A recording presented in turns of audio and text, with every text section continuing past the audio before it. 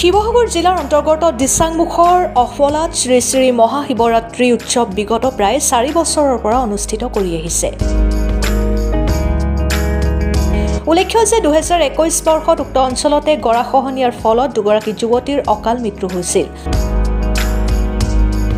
গৰাখহনীয়াৰ কবলৰ পৰা প্ৰভুৱে যাতে সকলো ৰাইজক মংগলে ৰাখে সেই উদ্দেশ্যে অফলা অঞ্চলৰ ৰাইজে 2021 বৰ্ষৰ পৰা শ্ৰী শ্ৰী মহাশিৱৰাত্ৰি উৎসৱ পালন কৰি আহিছে। শিৱৰাত্ৰিৰ আৰম্ভৰ দিনা নাম কীৰ্তনও পাঠ কৰা হয়।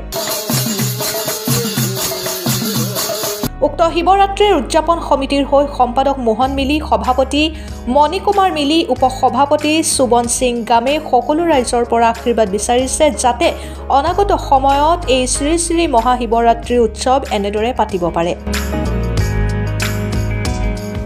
শিৱসাগৰৰ পৰা মহিবুল হুছেইনৰ ৰিপৰ্ট, অৰুণোদয় আছাম।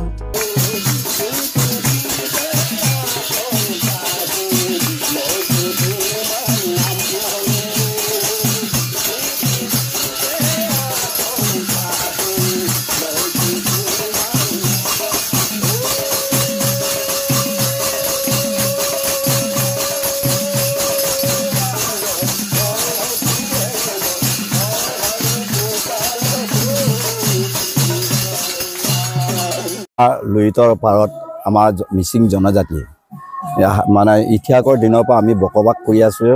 এইটো আছিলে আমাৰ কেতিপতা সিফাল আছিলে, যেতিয়া গৰাখহনীয়াত আমাৰ ইয়ালৈকে পালে।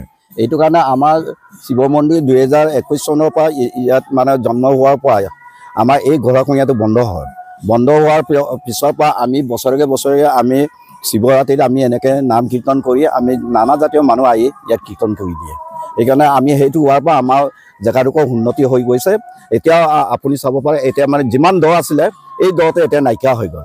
সেইকাৰণে আমি ভগৱানৰ ওচৰত আমি প্ৰাৰ্থনা কৰি এই শিৱ মন্দিৰখন আমি বনাই চৰকাৰলৈ আমি অনুৰোধ কৰিছোঁ, এই শিৱ মন্দিৰটো সহযোগ কৰি দিবৰ বাবে মই প্ৰাৰ্থনা জনাইছোঁ।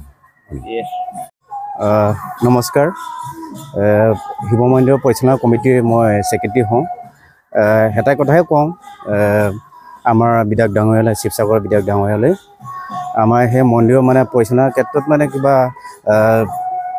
এই কি কয় মণিকূট স্থাপন কৰিবলগীয়া হৈছে। আমাৰ এতিয়া সুচাৰুৰূপে মানে পৰিচালনা কৰিব পৰা নাই।